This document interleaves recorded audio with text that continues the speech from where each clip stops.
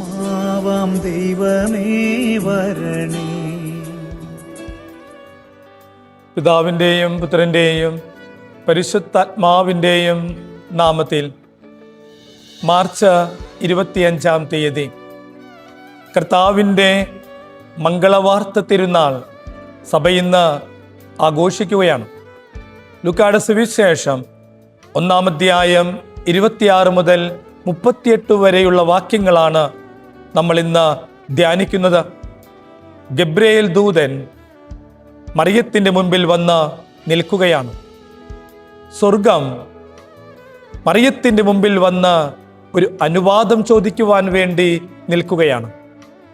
മറിയത്തെ ഗബ്രിയേൽ ദൂതൻ അഭിസംബോധന ചെയ്യുന്നത് നന്മ നിറഞ്ഞവളെ എന്നാണ്. ലൂക്കായുടെ സുവിശേഷം 1 അധ്യായം 28 വാക്യത്തിൽ നമ്മൾ അങ്ങനെ വായിക്കുന്നു: ദൈവത്തിന് മനുഷ്യനാകാൻ ദൈവം ഒരു സ്ത്രീയെ തിരഞ്ഞെടുത്തു. അവളാണ് പരിശുദ്ധ മറിയം.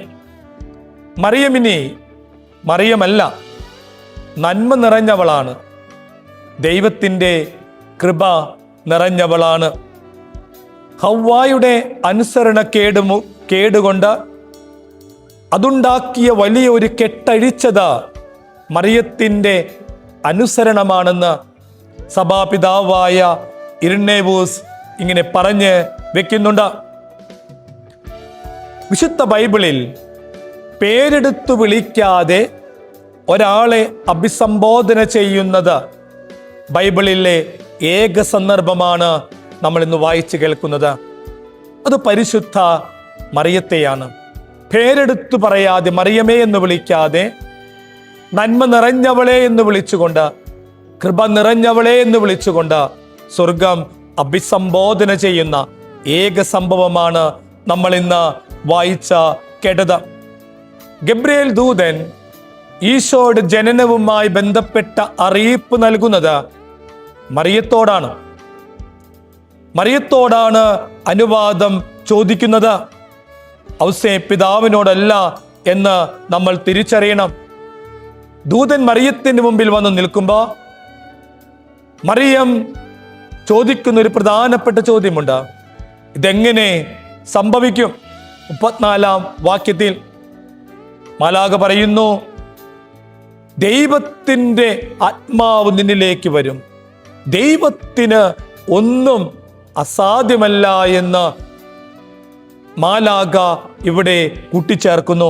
37 വാക്യത്തിൽ യേശുവിൻ്റെ ജനനത്തിൽ ഔസേ പിതാവിന് യാതൊരു പങ്കുമില്ല എന്ന ഒരു ഓർമ്മപ്പെടുത്തൽ ഇവിടെയുണ്ട്.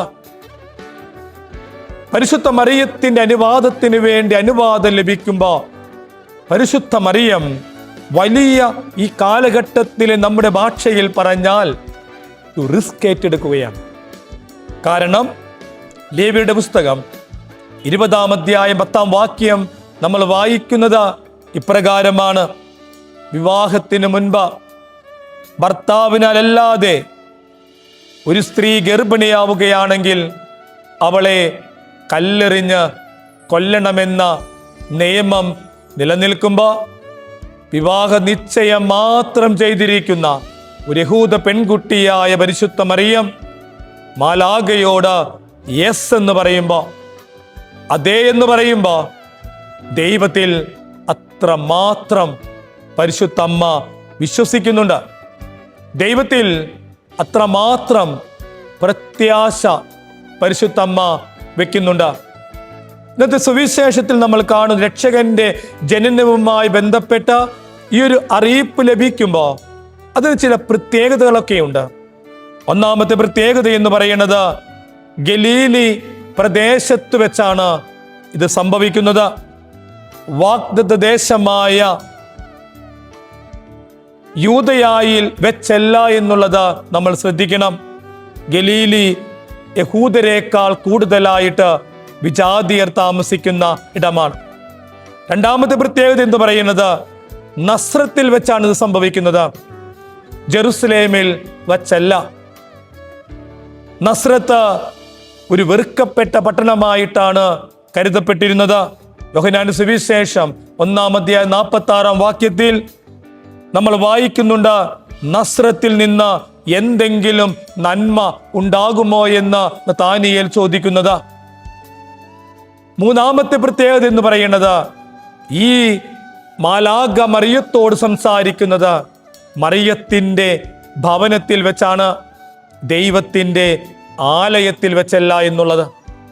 നാലാമത്തെ പ്രത്യേകത എന്ന് പറയുന്നത്, തച്ചനായ ജോസഫുമായി വിവാഹ നിശ്ചയം ചെയ്തിരുന്ന ഒരു പെൺകുട്ടിയാണ് മറിയം.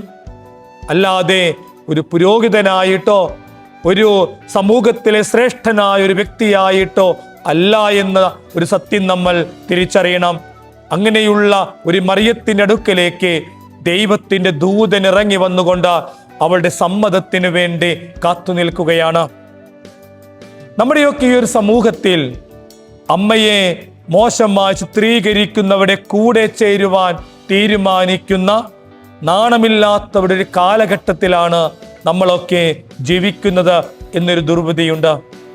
പരിശുദ്ധ അമ്മയെ അവഹേളിക്കുന്നവർ, പരിഹസിക്കുന്നവ, അമ്മ വെറുമൊരു മുട്ടത്തോടാണെന്നൊക്കെ പറഞ്ഞ് അമ്മയെ കളിയാക്കുന്ന ഒരുപാട് സഹോദര സഹോദരി, സ്വർഗം നന്മ നിറഞ്ഞവളെ എന്ന് വിളിച്ചവൾ, സ്വർഗം ദൈവത്തിന്റെ കൃപ നിറഞ്ഞവളെ എന്ന് വിളിച്ചവൾ, അവളെയാണ് നമ്മൾ വണങ്ങുന്നത്.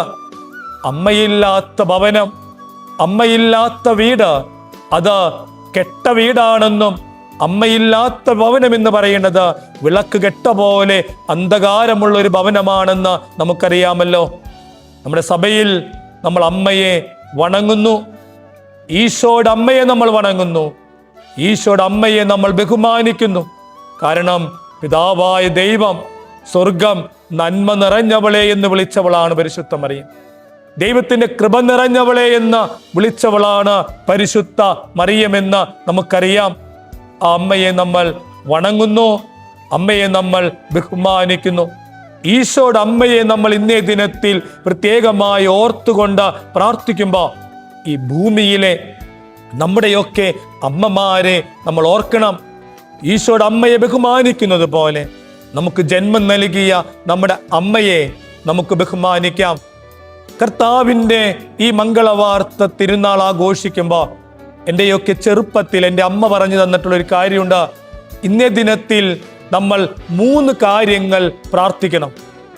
ആ 3 കാര്യം പരിശുദ്ധ അമ്മ സാധിച്ചു തരുമെന്ന്.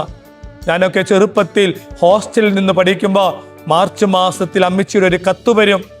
25-ാം തീയതി വെളുപ്പിന് 12 മണിക്ക് എഴുന്നേറ്റ് മാതാവിനോട് പ്രാർത്ഥിക്കണം. 3 കാര്യങ്ങൾ പ്രാർത്ഥിക്കണം. ആ 3 കാര്യവും മാതാവ് സാധിച്ചു തരുമെന്ന്. ഹോസ്റ്റലിലൊക്കെ നിൽക്കുമ്പോൾ ഇന്നത്തെ പോലെ അലാറം വെച്ച് എഴുന്നേൽക്കുവാനുള്ള സൗകര്യമൊന്നുമില്ല. 24-ാം തീയതി രാത്രി കിടക്കുമ്പോൾ മാതാവിനോട് പ്രാർത്ഥിച്ച് കിടക്കും. രാത്രി എപ്പോഴോ എഴുന്നേൽക്കും. ആ എഴുന്നേൽക്കുമ്പോൾ 3 കാര്യം മാതാവിനോട് പറഞ്ഞ് പ്രാർത്ഥിക്കുമായിരുന്നു. അതിലൊരു കാര്യം എനിക്കറിയാം, അത് ഇംഗ്ലീഷ് എന്നെ പഠിപ്പിക്കണമേ എന്നായിരുന്നു മാതാവിനെ ഞാൻ പ്രാർത്ഥിച്ചിരുന്നത്. കാരണം ഇംഗ്ലീഷ് പഠിക്കാൻ എനിക്ക് വളരെ ബുദ്ധിമുട്ടായിരുന്നു. ഇംഗ്ലീഷ് പഠിക്കാൻ മാതാവെ നീ എന്നെ സഹായിക്കണമേ എന്ന് വീണ്ടും കാലങ്ങൾ കഴിഞ്ഞ് അച്ഛനൊക്കെ ആയി കഴിയുമ്പോൾ ICSE സ്കൂളിൻ്റെയും CBSE സ്കൂളിൻ്റെയും ഒക്കെ മാനേജറായിട്ട് സേവനമനുഷ്ഠിക്കുന്ന അവസരത്തിൽ എല്ലാ ദിവസവും അസംബ്ലിയിൽ കുട്ടികളോട് ഇംഗ്ലീഷിൽ അവരോട് സംസാരിക്കേണ്ട സാഹചര്യങ്ങളൊക്കെ ഉണ്ടാകുമ്പോൾ ഞാൻ ഈ പ്രാർത്ഥന എപ്പോഴും ഓർക്കാറുണ്ടായിരുന്നു. ഞാൻ അന്ന് നിരന്തരമായിട്ട് പ്രാർത്ഥിച്ചിരുന്ന ഒരു പ്രാർത്ഥനകളിൽ മാതാവിനോട് 3 കാര്യങ്ങളിൽ ഒരു കാര്യം ഞാൻ അപേക്ഷിച്ചിരുന്നത് ഈ കാര്യമാണല്ലോ എന്ന്. എൻ്റെ പ്രിയപ്പെട്ടവരെ, കർത്താവിൻ്റെ മംഗളവാർത്ത തിരുനാൾ നമ്മൾ ആഘോഷിക്കുമ്പോൾ ഈശോയുടെ അമ്മയോട് നിങ്ങൾ 3 കാര്യങ്ങൾ ചോദിക്കേ. തീർച്ചയായിട്ടും അത് നടക്കും. പറ്റുമെങ്കിൽ 12 മണിക്ക് എഴുന്നേറ്റ് 3 കാര്യങ്ങൾ അമ്മയോട് ചോദിക്കേ. അമ്മ നിങ്ങൾക്ക് സാധിച്ചു തരും. God bless you. ആമേൻ.